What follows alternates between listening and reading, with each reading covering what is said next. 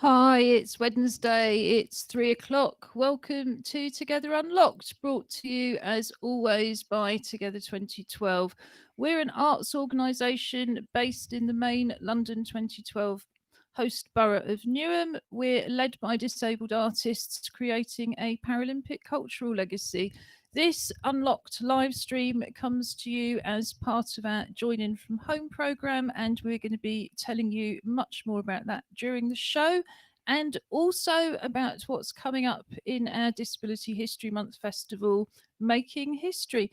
But first, some introductions and some audio description. I'm Ju Gosling, also known as Ju90. I'm an artist and artistic director of Together 2012. Locked down with me since March in my home studio is our chair, the artist Julie Newman. But as always, I was going to say men first, but perhaps that's not quite what I mean. I'm going to hand over to the other end of our long wheeled virtual sofa in the West Midlands for some introduction and audio description from the guys. Hi, I'm Josh Surgener. I'm one of the hosts of Together Unlocked, and I am a PhD student. My audio description for today, I'm wearing a plain grey t-shirt. It's not very exciting at all. And I have slightly damp, long blonde hair because I've only just recently got out of the shower because it was the first time today that I'd had time to do it. So I managed to sneak one in. So if my hair gets brighter as the show goes on, it's just because it's drying slightly. And it no longer looks wet. So, good afternoon, everybody. Welcome to Wednesday on Together Unlocked TV. I am Robin Surgener. Yes, accompanying co-host of the show up here in the West Midlands at the far end of the virtual sofa. It's blooming horrible here. Just thought I'd let you know that. I know you live in the balmy parts of London down there. It's wet and windy and cold. So just thought I'd share because it's not, it's just good to do that. Today I am. Scotland's got any sympathy with you? No. And what do I look like today? So I am sat in front of some very, very warm curtains, though. So we have our theatre backdrop up and keeping us warm simply by how it looks. And I have silvery white hair, no framed black armed glasses, currently not wearing earrings. Just thought I'd throw that in because I do have pierced ears, but I've never worn earrings on the show. Blue eyes, cleanly shaven, and I am wearing I don't know, kind of coloured shirt. Olivia. From this end. Sorry? Green? Could be. Pale? And it's we'll just go with a round neck, pale coloured t-shirt with a monochrome image of Tom Waits on the front. Yes, I was looking at Josh in his plain, stylish grey, and then I was looking at the three, shall we say, older presenters, all of us with our logo t-shirts like teenage boys. I don't know what that says about us. So, Josh thinks he has got a logo somewhere, probably a tiny. It's not about as exciting as it gets, though. Yeah, like I say, Josh is stylish and sleek, and the rest of us are in our teenage boys t-shirts. So I've got a self-styled Corona crop, hennaed red. I've got black plastic glasses, black wrist braces, silver-coloured jewellery, and a purple t-shirt that says on it in red and purple, Mad Love. We're not going to try and discuss whether it's purple or blue. We almost went down that route. And all I can say is have a show presented by artists. And as soon as we start audio describing what we're wearing, none of us can actually agree on the colours or indeed even on the colour hair. Julie and I are proud to be redheads, but Josh just complains about a ginger light, which is now probably coming straight off the curtains as well. Julie, who are you? What do you look like? Hi, I'm Julie Newman. I'm the chair of Together 2012. I look lovely. I don't look like a teenage boy. I look like me. I have. I didn't say we looked like teenage boys. I am not aspiring. I have gold and silver hair, dark rimmed glasses, and today I'm wearing the white t-shirt where do we go? With the ginger cat on the crest of a wave, looking down at a Japanese styled house with a tree and a small, where has it gone? A small ginger, well, very Another reddish cat. Yeah, I wanted to appear pensive and philosophical today. This is my pensive and philosophical look. Yes, and the wave on the T-shirt is taken from that very famous Japanese painting, which of the wave, which name I can't remember and couldn't pronounce. I think it's called The Wave. Well, I don't think it's called the wave in Mandarin, Oh, but I right, was I'm actually sure it's meaning the not, name yeah. of the artist, but no, I Mm. couldn't pronounce that anyway. So yes, you've got a lovely T-shirt on. Talking of cats, you may or may not see random animals appear in the course of the show, both on recordings and live. If you want to know more about them, we appreciate they're more interesting than we are. On our website, www.together2012.org.uk, you will find the Together Unlocked pages. You've got the main page, which has got the recording of this show, the shows that go out live, but also underneath that, we have a highlights and links page where we put up the links and the videos that we show today. And we have an animal hosts page. But if you see my camera shake, you know there's a cat not too far away. Funnily enough, I think the only cat we don't have represented between London, West Midlands, and our writer in residence, Penny Pepper in Hastings, is a ginger cat. We've got tabbies, we've got black ones, we've got white ones, we've got blue ones. But we've got memories of ginger cats that we've loved. Yes, but we're absolutely not going to go there. Otherwise, we'll be doing that and discussing colours all the time. As I said, we have a join in from home program. Usually, well, I say usually, this is usual now, pre-COVID and post-COVID, we offer a morning program of creative workshops for disabled people and whoever they want to bring with them. And we call this our clubs program. At the moment the clubs are operating to some extent on Zoom. So coming up next Monday, for example, fourth Monday of the month is the Together Dance Club. The second Monday last week was Photographers and Filmmakers Club. On a Tuesday morning, we have Make and Natter, where you can either bring your own craft project or follow one from the leader, which is the artist Alison Marchant, who's our club's program leader. And then on a Friday, Alison leads Still Life. The clubs are quite a bit shorter than they would usually be. We think most people can really only tolerate an hour of Zoom. So they're 11 to 12.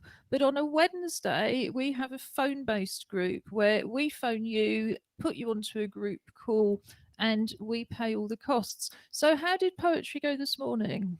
Oh, it was lovely as always. The theme this morning was Through a Window, and everybody contributed. It was so interesting to hear the various perspectives. Dawn Barber excelled herself and gave us an additional poem, which was an homage to Precious and Jazz, our assistants' dogs. I don't think they deserve it at all, but she was sending lots of messages across to them as well, which was nice. That was nice. Great. Sorry, I was just turning your mic down slightly because it had got a bit too close to your face if you were sort of wondering what I was doing with the mixing desk. But you can move the mic and I can turn you up again as well. Also, of course, last night we had the second of the live events in our Together Disability History Month Festival. And that involved a public view of Ali Z's wonderful exhibition, The Starving Artist. I was expecting you to hop in there to do a act. So yes, you can see how tired the team is. So we've had Josh pressing all the buttons. We've got Robin doing the virtual front of house, welcoming everybody in from 6:30. And last night I was in conversation with Ali. So we have an interview that Ali did with Hazel Brill, who's an international artist and leads our youth program. We showed that on Monday. So that interview, as well as on our highlights and links page, is also on the event page in the program. And coming up soon, there will be the recording of last night's discussion for anybody who missed it. It was a fascinating evening. I mean, you were watching as audience. Did you enjoy it, Julie? Oh yeah, I loved it. I loved the way that that we had the pictures as they came up to illustrate the conversation and the discussion. I thought it was very insightful and actually very inspiring. Yes, it's Zoom's not, well, I wouldn't call this an easy platform that we're using for the live stream, but Zoom's not the easiest platform, but Josh is pressing buttons to, well, to save us all, really. And it did work very, very well. But it's yeah. a wonderful exhibition. If you haven't seen it, it's online now, along with our other exhibitions. So we've got the Together Open exhibition, we've got Justin Edgar's Reasonable Adjustment exhibition, and we've got Shadowlight Artists' Luminous exhibition. And all of those exhibitions have also got live events coming up because this festival runs till the 10th of December. So we've just really started week 2, haven't we? And rushing on again, and coming up tomorrow, we have the first, well, it's not the first live art event we've run, but it's certainly the first live art event that we've ever attempted to do digitally. So we're going to have 2 artists doing performances from their own home and also showing a bit of pre-recorded video, and I'm going to be talking to them as well. And I think what we'll do next is put on an interview that we recorded just a little while ago with Gobscure. Now, Gobscure is one of the artists who's appearing tomorrow night. I think it's best to let him tell us more, and then we'll chat a bit more after it, and also talk about our other artist tomorrow night, Rebecca Redican. So this is Gobscure in conversation again with Josh pushing the buttons. This is Gobscure here, and I'm in my council flat in the northeast of England in Newcastle, actually just over Hadrian's Wall. I'm not wearing what I will be wearing tomorrow, but behind me is part of a hyena in petticoats. Mary Wollstonecraft, way back in the 18th century, was, well, they attempted to erase her. She had multiple aspects of identity. She was disabled, she was bisexual, she was an internationalist, a writer, a campaigner, a feminist before the word was created.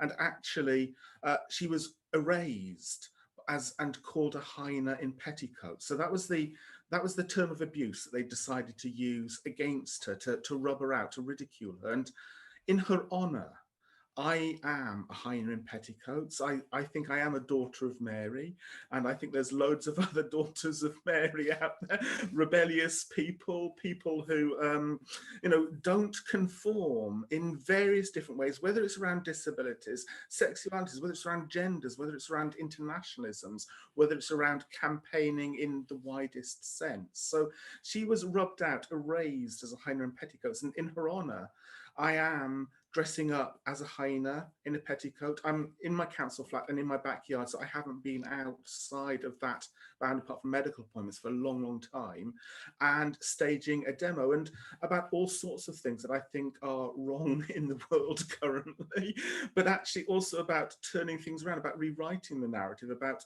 changing things. Let's have a better future. And the wonderful thing also is, and you won't be able to see the petticoat just now, but tomorrow I will show it. Petticoats are social distancing.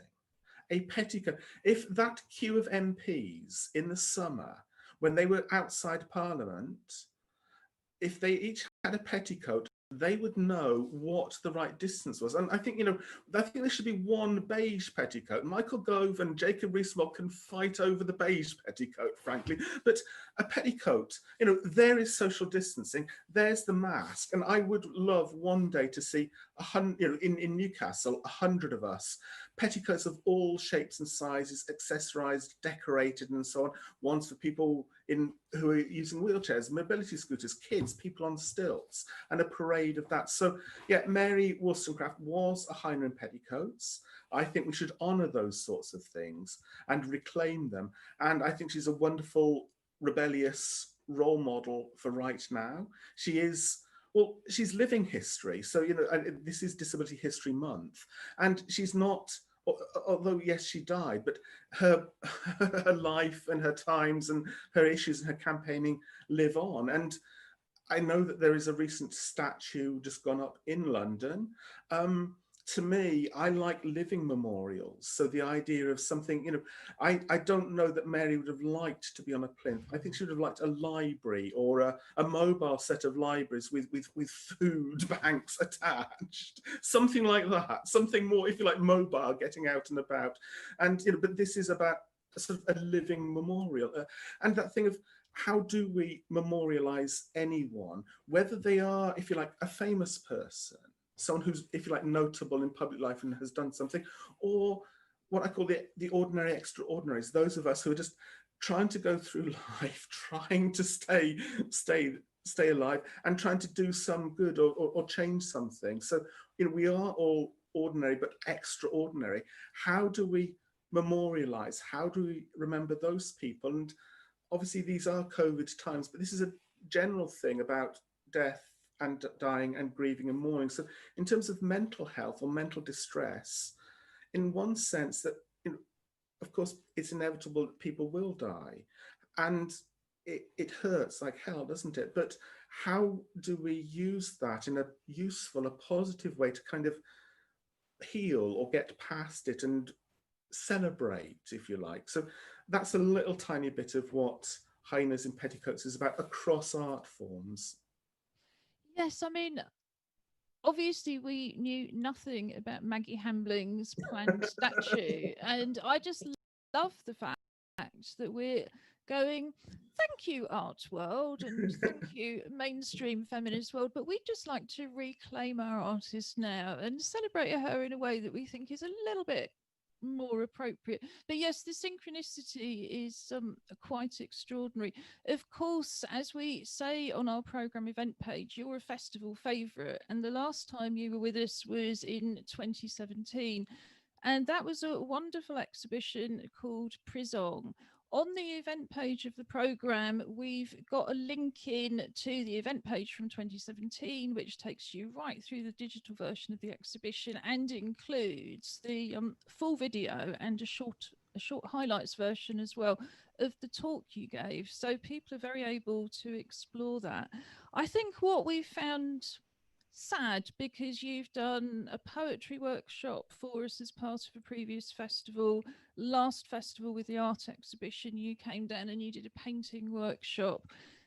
But I think what we lose in having you physically present, we gain, because we've never been able to go and visit you in Newcastle.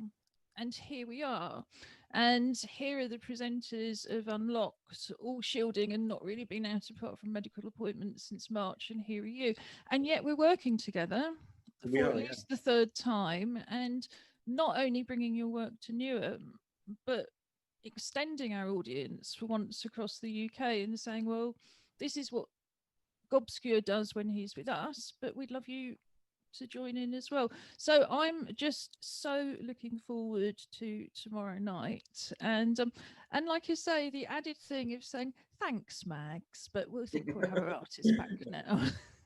And the input, you know, there is also, you know, so the art, there is also online art and also a zine. So again, yes, you can't physically be with me and I can't physically help create workshops and things like this, but, you know, actually creating, if you like, a DIY demonstration or placards, t-shirts, wider horizons. So actually, like, you know, almost like in one case, making a map of, here are the lines that Mary visited and here are lines of poetry or art. So there is that zine available free for or e-zine, a PDF file, so people can download it, access it, and then come up with your own creative responses in response to the activities. So, you know, there is also a sort of a DIY participation element as yes, well. and that's been really important to us, that we haven't just programmed a festival full of videos. It's a festival of genuine live performances and genuine opportunities to join in from home.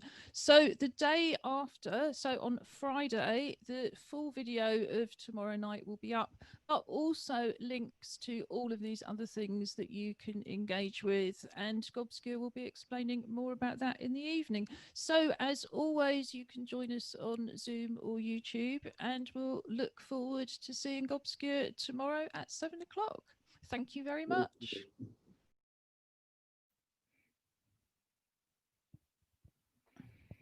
He's so clever, isn't he? Apologies that the sound was rather out of sync there. We're still learning how best to deal with Zoom recordings, and clearly editing the sound separately looks like being one of them.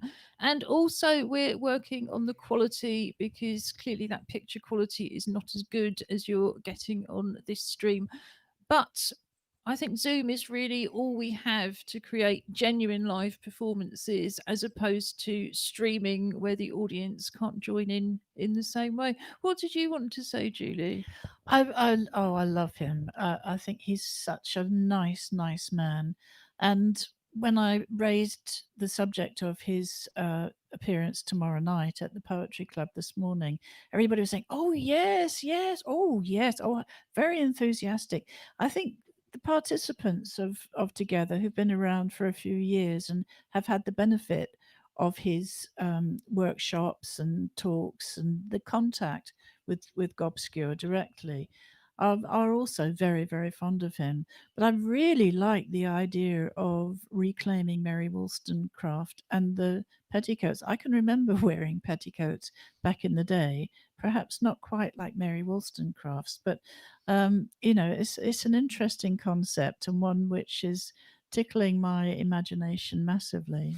Yes, for anybody who is finding this whole conversation a bit obscure, what I should have said is yes, Mary Wollstonecraft is known as the mother of feminism, and also the author of Frankenstein's Monster.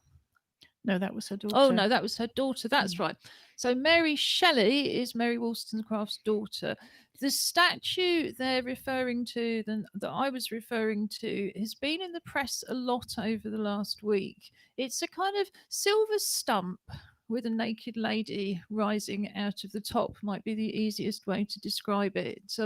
And it's been fundraised for by feminists, but it's rather controversial because many people hate it. I don't really have an opinion, but it's I do. I quite like ignoring Maggie Hamlin. The what Mary Wollstonecraft wrote was the rights of women. And that was in the 1700s. I think that was yes, that was absolutely radical. And there's nothing like wonderful. being in front of a camera to go totally blank, isn't it? Thank you, Julie. Clearly, you don't. Well, I wasn't the one speaking, was I? So I have the advantage. But no, it's really there is this statue which has been erected, created by Maggie Hamlin, who I always think has got a very bad sense of humour. And I imagine sometimes her work is designed specifically to raise discussion and to raise attention. I like the one that she did in Aldeburgh. I thought that was great, but that's shaped like a shell, and it's absolutely appropriate for the setting, which is on the beach. But this Mary Wollstonecraft wasn't wandering around naked, for goodness sake. No, I mean, I think before we move on swiftly, I think the only take I can take on it is that the default body is always seen as the male body. And that's one of the things in medical research, that very often women aren't involved in medical trials. All medication dosages and so on are based on how men's bodies respond. And just in all sorts of different cultural fields, you can see that the sort of the human body, the male, is taken as default. But it's I'm not a fan. But I tell you who I am a fan of, and that is Rebecca Redican, who is also appearing tomorrow night. Yay. Rebecca is a really interesting emerging artist. Her piece tomorrow night, which like Sean's consists of video and live performance, is called Delay 6. And Delay 6 is an anagram of dyslexia. And the themes in dyslexia are really the themes of this piece tomorrow night, by which I mean things becoming obscure, focusing on things and it just becoming more difficult, words, how words are put together. But she really has, as with Gobscure a very imaginative way of doing a live performance over Zoom. So, really looking forward to that. But now I think it's probably time for us to move on, get away from all of the pressure of the festival, COVID, lockdown 2, and everything else, and have a little bit of slow TV where we go on our weekly virtual nature watch with an assistance dog. We started this back in April as a way of being able to see the outside world, even if it was our own backyard, which we couldn't actually get out to because it's so small. And all of the neighbours were out without masks, so 2 meters was not possible. But now we have Merlot, Stara Plurge's assistance dog. Stara is one of our presenters and also a member of Act Up Newham. She and Hannah Facey, who produces the Act Up movies and so on that we show, are currently staying in Norfolk. So what we've been doing is accompanying them on a walk on a Wednesday. So Julie, I think as always, you're going to do a bit of audio description for us.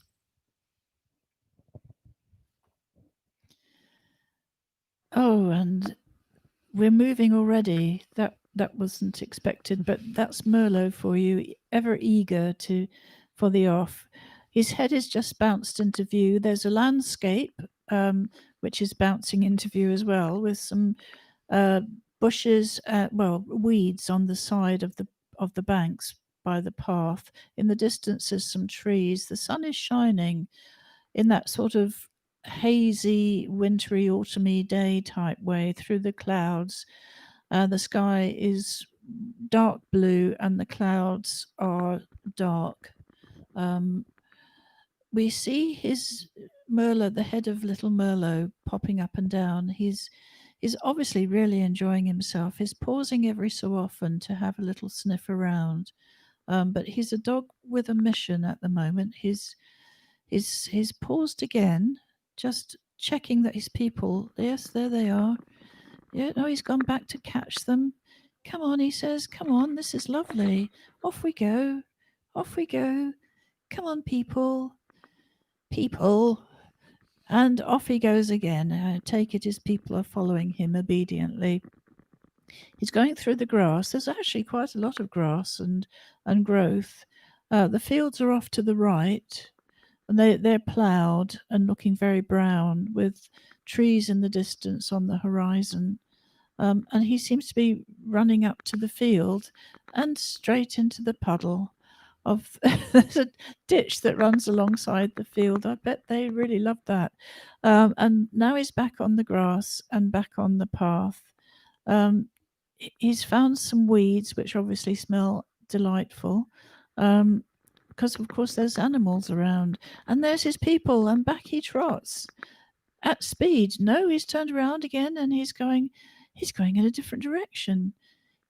Merlot's having a nice day, and I think that's what we can take away from that film. It was a lovely breath of fresh air, wasn't it, Ju?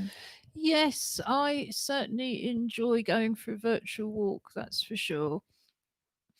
Did you have anything you wanted to add, anybody, before we move on and talk more about our Join In From Home programme?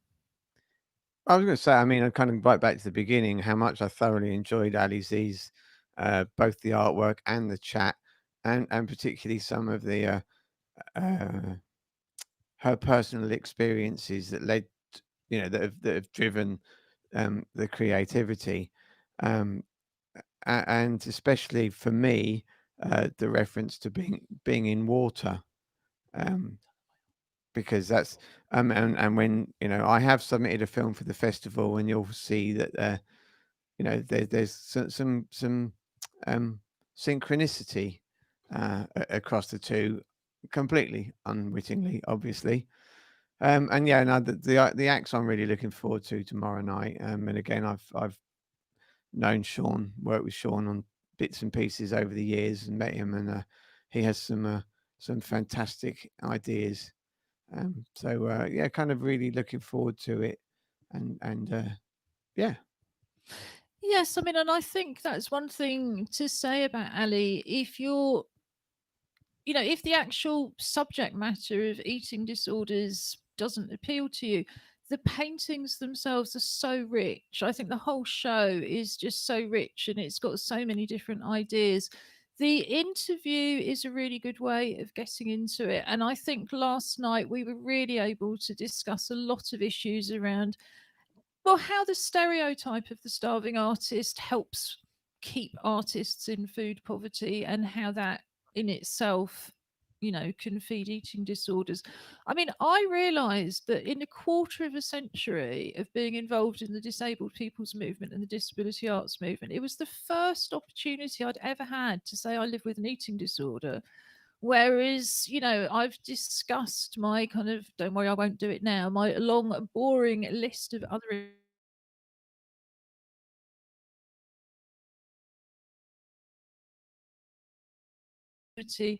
I don't know how much of that is wrapped up around shame, but when you think of all the other things that artists have put on canvas, yeah, it is quite extraordinary. So I think as with everything we do, one of our aims when we set up Together 2012 was to bring emerging artists and mid-career artists making new work into very intimate pop-up venues. That was partly because Newham has no venues outside of Stratford, and we've just lost our arts centre as well. So we have no arts centre of any kind, but also because it's much easier to engage. We have the lowest level of adult cultural engagement in the UK in East London.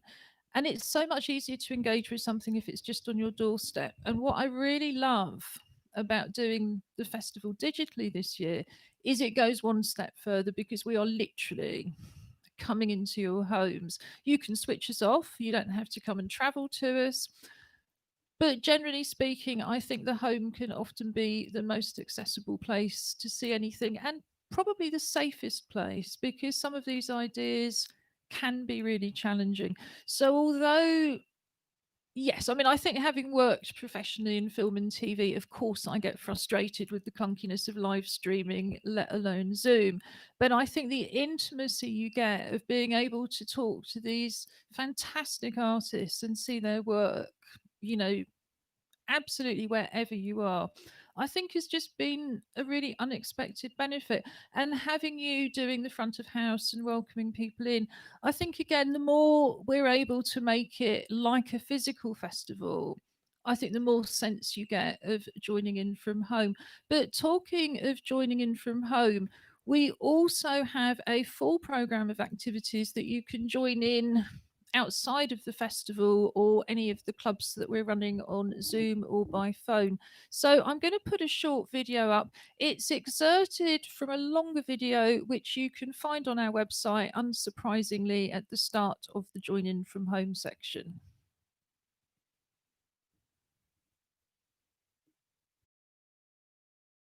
Together 2012 is running a Join In From Home programme from our website, together2012.org.uk.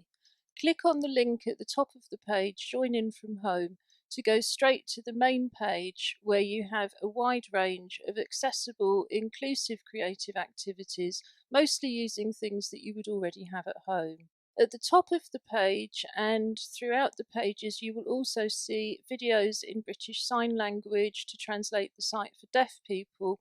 These videos can also be useful if you have difficulties reading and you simply want to hear more of the content. The Join In From Home programme is based on the activities that we would usually be running in East London. All of our activities can be enjoyed by families at home, but we also have some of our favourite activities here from our family activity days, which we usually hold in the school holidays. Card making with pens, stickers and paper is also popular. You can show someone you're thinking of them by making them a special card, and if it can't be delivered safely, then send a photograph with a personal message or keep it till later. Here we have instructions for making a sock puppet, a storage jar or night light, or a lunchbox or storage box, all of which are really popular with our family activity days.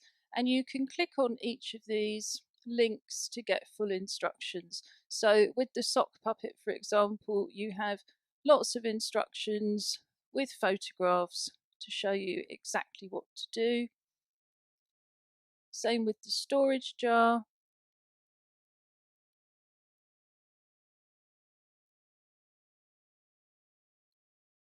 And same with the lunchbox or storage box. And you can see how effective it is just to use very, very simple techniques.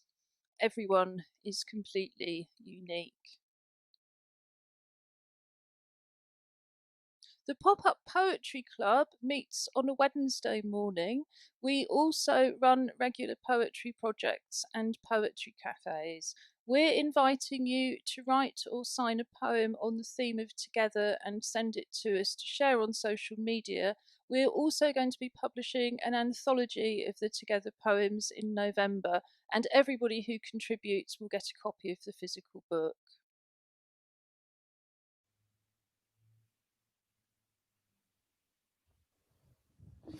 And indeed, that book is rushing towards publication. What we're actually doing at the moment is we're bringing out a short run physical book, which indeed all the poets will get copies of. Once COVID is over, there will be a longer run, but in the meantime, we're going to be doing our first ebook, and that is able to include, we think, fingers crossed, videos, because we've also had some wonderful videos in. Some of them are signed poems, and some of them are videos of people performing their poems. We're going to be showing those videos on Unlocked. So if you've written a Together poem and now you'd like to create a video, just send it to us. We've got the stream at the bottom of the page. It's info@together2012.org.uk. All of that information is still on our website, but I believe it's time for our weekly feature, nothing to do with the festival, the Clockwork Paralympics.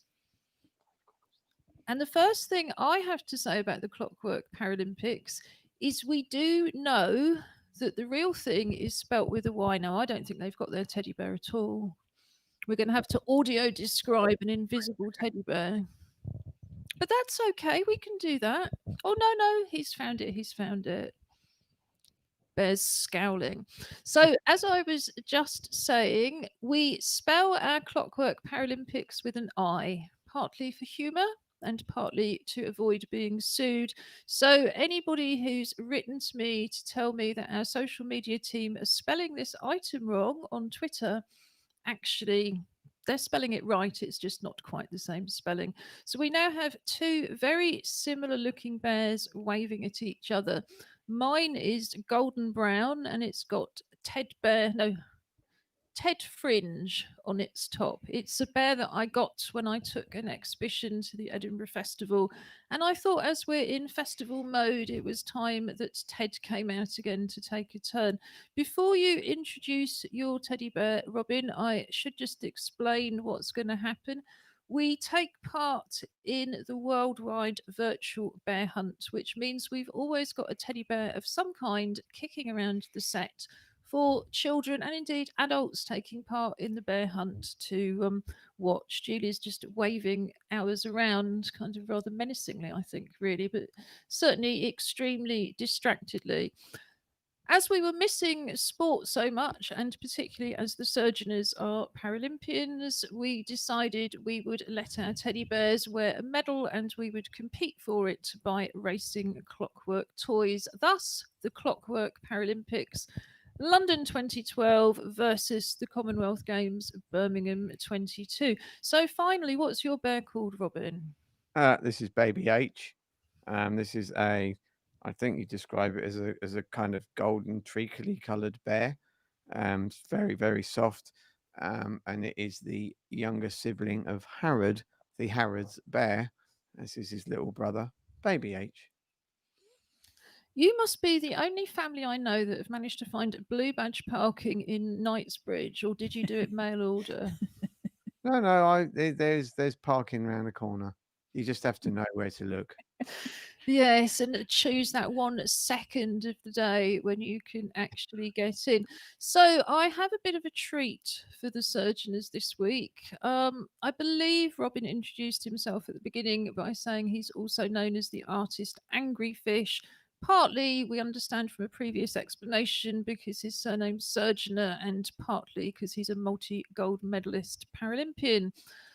Usually we choose some of my clockwork toys, of which, as with teddy bears, as you said last week, we have a house full of toys. They have a house full of medals. We just have the one gold plastic one. But Julie was recently seduced by television advertising into buying Flappy Fish for the cats. Oh, excellent. So we have fish racing today. They're not quite clockwork because they're you charge them on USB instead of winding a key, but they work in the same way, I believe. The cats can't bear them. They just sit there and have absolutely no interest at all, but think they might be slightly dangerous. They do move rather slowly, so whereas we usually have a sprint, this is a bit of a marathon, and even then they're kind of on the back of my lottery whiteboard. But Josh, you usually do the audio description for this, but first, do you want the fish in my right hand or my left hand? Ooh. Bum, bum, bum. Let's go your left hand, so the right hand side of the screen. Assuming you're doing it facing us. Okay, over to you, Josh. So we have our two competitors that are some form of fish. I mean, in true form to our normal Paralympics, neither of them has attempted in any way to reach the finish line. Although they do appear to be going in a more of a straight line than some of the clockwork toys do. So I think we're on a plus there.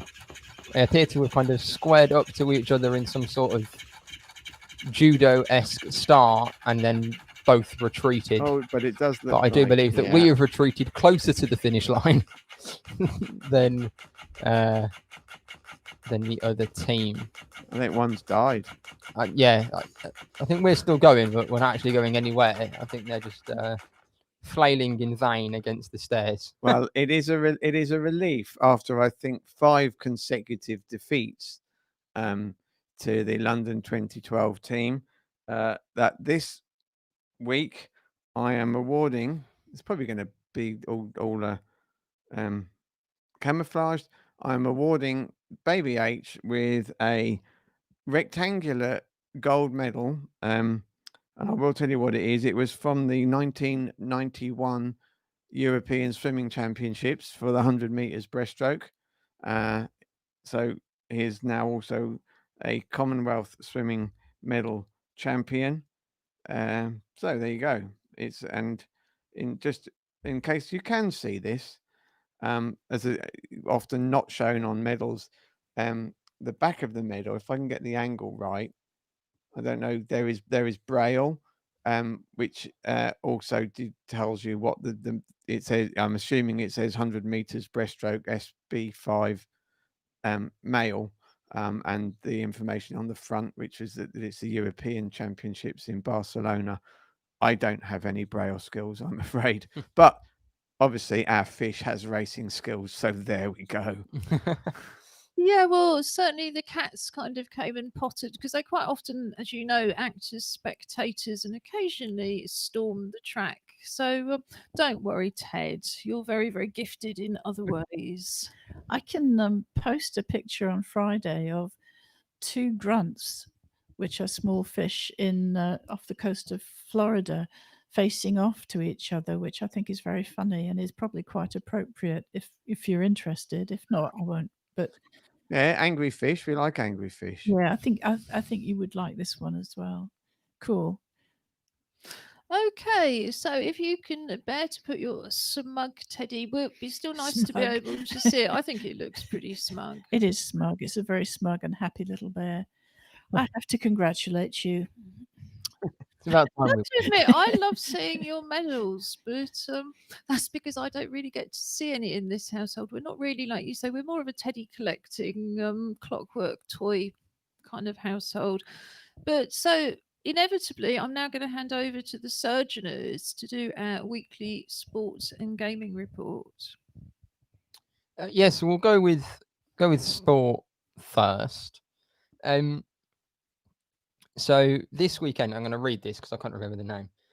This weekend is the United Through Sport World Virtual Youth Festival 2020. And I think we talked about this a month or two ago. That the International Paralympic Committee had kind of put out a call for children to kind of submit videos of them doing their kind of sport or their exercise, and then a piece to camera about kind of how they want the world to change to be better. Well, that festival launches on Saturday. No, Friday. Sorry, it starts on the 20th, which is Friday. And it's kind of the joint venture between the International Paralympic Committee, the International Olympic Committee, the Special Olympics International, and kind of many hundreds of other kind of groups and organizations that I won't list. But it sounds really interesting, and there's sections of it are going to be live streamed on the IPC's YouTube channel. So I'll talk about it a little bit more, or kind of remind people on Friday. I think there's one of the things for something for the weekend. But given that it starts on Friday and today's sport, I thought it'd be really interesting to kind of flag that up. It looks like something that's going to be kind of quite interesting, quite exciting. I was looking at on the IPC's website about it. They've put up the videos from the kind of finalists of people that had submitted videos to that competition. So those can kind of be viewed online. And it links in quite nicely that they've just finished a kind of project review. They had the IOC and the IPC had a whole kind of program over the last few months, kind of looking ahead to Tokyo and what can they do and how can they do it and things like that. But there was two quotes from Andrew Parsons, who's the head of the IPC, that I kind of really liked, that he gave kind of in his closing address at the end of it, which was, at a time of crisis, the world needs inclusion, not exclusion, more than ever. And then there was another one, and this kind of links into the next story that I was going to talk about, is that change starts with sport, and next year's Paralympic Games are a platform to place disability at the heart of the diversity agenda and show the world why inclusion matters. And we talk a lot on the show about how kind of sport leads into art and art can lead into sport, and that kind of interplay between the two. Well, actually, and we talked about it a little bit, but kind of the social impact and the platform that sports people have to drive that change is really important, and it's something that lots of top athletes do try to do, and unfortunately get criticized for a lot of the time in certain media publications. But and it kind of links in with today, I'm not sure who did it, but I saw it on the BBC, put out their kind of the list of the most influential Black people in the UK, which is a list that comes out every year. And Lewis Hamilton kind of won it. He topped it. Who obviously is a Formula One driver, but has done a huge amount of kind of activism stuff. One in kind of I can't think of the word. Bringing inclusion to the Formula One. Yeah, well, yes, I was going to go on to that, about like making the sport more sustainable, eco-friendly. There we go. That's what I was thinking of. I had one of those mind blanks that you was talking about earlier. Yeah, it has also done huge amounts of stuff around kind of the whole Black Lives Matter movement and kind of really pushing human rights. And I was listening to an interview with him at the weekend after he'd won, and kind of tied for the most successful driver ever. And someone they kind of said to him, well, what are your plans now? And it's like, well, I just feel like I'm getting started, really, which is quite funny. That but you see, one of the things that I want to do is, in all of these countries that we travel to all around the world that don't necessarily have the greatest history or current kind of human rights, to help push that change. He said, but I don't want to, do it and it's changed for 15 years from now or 20 years from now. It's like, I want the change to be now. And he's kind of using that platform that he's now got. And he's always kind of done that. But I think now that he is, there is nothing left for him to win in Formula One. He has everything. And I think also it's about people's power over you, isn't it? Because one of the things I was thinking between him and Marcus Rashford is they're not lottery funded sports. They're not Olympic and Paralympic sports. And I know that traditionally there's always been a great deal of pressure not to rock the boat, not to speak out. And that, certainly Tanni Gray-Thompson has told me about the pressure against being selected, that you think if you speak out about something, you won't be selected. It's a very unfair system where you're doing your absolute best for your country, but you can only be allowed to do that if you filter the rest of your authentic self. So, yes, I mean, you're always very impressed with Lewis Hamilton, but also Marcus Rashford, aren't you? Yes. I imagine, Josh, you're going to talk about his literacy scheme, aren't you? Who, Hamilton's or Marcus Rashford? Yeah.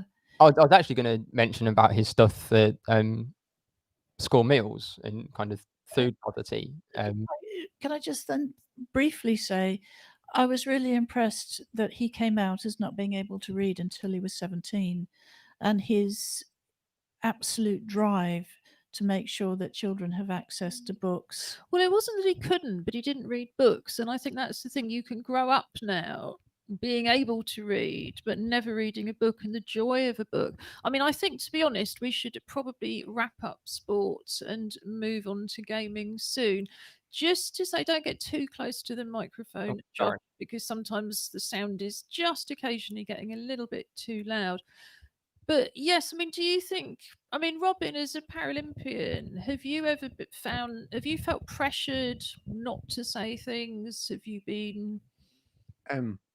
I think as one of Great Britain's higher medal winners, 9 is not a collection to be sniffed at. You could ask yourself why I'm not on the television a lot and why I'm not the one, presenting radio shows other than the Together ones.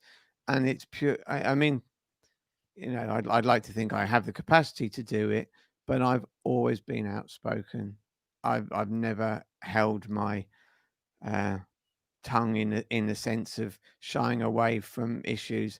So even though I was a founding member of the BPA athlete committee, I did so under protest of having actually not been a member of the BPA, which was created by the non-disabled people who were part of the move of the process.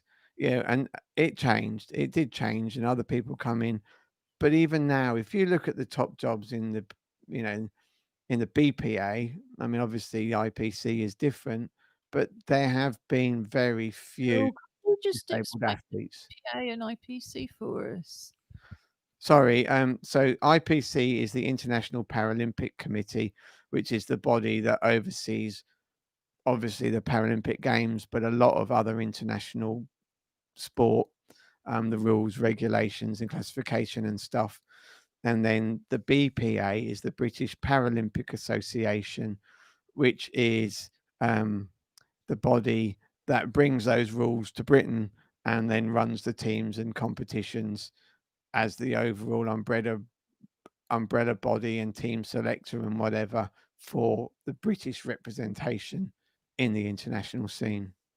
I think it was, well, I didn't know anything about Paralympic sport, disability sport, till I think about 2009, 2010, when the late David Morris, who was head of inclusion at London 2012, headhunted us to work on the Paralympic legacy. But I always assumed until a couple of years ago that this was a disability thing, that people were there, that it was very much that it was a medical model of disability, sporting setup, that it was a medical model that you could tell disabled people what to do, blah, blah, blah. And it took till 2 years ago when all of the stories started coming out about the bullying in cycling, the bullying in gymnastics, not Paralympic, but Olympic. And that's when I realized we do have parity. But these athletes who are subject to selection processes, non-commercial selection processes, are incredibly vulnerable. And it had just never occurred to me that non-disabled people got treated like that as well. So one hopes when you see sports people of color who've got very, very considerable commercial considerations, but are able to make those choices from themselves, being such role models. So sorry, Josh, we've got 5 minutes left and I'm going to hand that over to you. Yeah, that went slightly long. I mean, I spoke longer than I intended to. I think I kind of got on a bit of a rant. In terms of gaming, I wanted to talk about probably in more detail, but I shot myself in the foot by talking for too long and everything else. There's a charity called it's called the Ablegamers charity, and it was something that I was kind of aware of in passing, I think. And it was founded by a guy called Stephen. I can't remember how to pronounce his last name.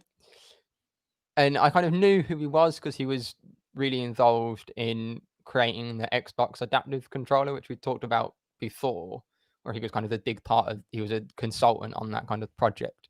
But I'd never really kind of looked into it more. And then on Twitter last weekend, I saw a tweet from somebody that I follow saying that she was co-hosting the Ablegamers Accessibility Awards. And I kind of went, well, what's this? And what it is, it was a kind of 2.5-hour show that was awarding games for the extra things they'd done to make them more accessible to disabled gamers. And they had kind of different categories. So one of the categories, for example, was called second screen. So it was specifically designed for people that wouldn't necessarily be able to access all of the information that a game gives you. That it gives you an option to have it somewhere else or to go back and look at it. So they were talking about kind of if you've got kind of ADHD or something like that, if you get distracted at a crucial point, you're not just then completely stuck because you've missed it. You can have you can have kind of the dialogue, you can have the subtitles, you can then go into the menu and it will just tell you what it said, and stuff like that. There was awards for it's called Same Controls But Different, which is about remapping controls. What that means is, for example, if a game says that A is jump and jumping is very important for the game, but you can't reach A or you can't press A, you can go in and basically tell it that whatever button you want to press is A or the trigger or whatever. And games that kind of have a huge amount of functionality in that. And it was really interesting to kind of see those different things. And I think we'll probably talk about that a little bit more next week. And I'll not talk about sport for so long. Well, maybe next week we could have some screenshots as well. I mean, I just am blown away by how much more forward, again, the commercial world of gaming is ahead of the kind of publicly funded, well, practically non-existent offer in terms of accessibility, or we're still being sold these incredibly kind of overpriced pendant alarm systems. Yeah, he was talking, I'll say it really briefly because I'm aware of the time, because he's got very limited arm mobility and he was playing a game that needed a lot of mouse movement, and it was an independent game, so it was a smaller developer. And he said indie developers are really good. He literally tweeted them and said, "Oh, can you up the sensitivity settings?" And they just went, "Yeah, I'll do it tonight." And they just went, and it was like a line of code for them, and they just went in, changed it, and tweeted them back and said, "Done. Enjoy the game." And it's things that are so easy, and it was just kind of celebrating people that do it. Yeah, and yet if you want to try and access Facebook, there's not a human being, whatever goes wrong. But still, we're not here to talk about the negatives. We're here to encourage you to watch digitally, because tomorrow night, as we said at the start, at 7 o'clock on Zoom and on YouTube, we have our live art night with Gobscure and Rebecca Redican. You can book your tickets via Eventbrite. You can find the booking link on our programme, www.together2012.org.uk, or you can just watch us on YouTube, and the YouTube stream is embedded on the top of the programme from the time we start. The doors open at 6:30. We'll be back at 3 o'clock on Friday, dressed up to go out to stay in, with lots to recommend for the weekend and more festival news. So it's goodbye from East London. And it's Goodbye from goodbye us. from West Midlands. Bye.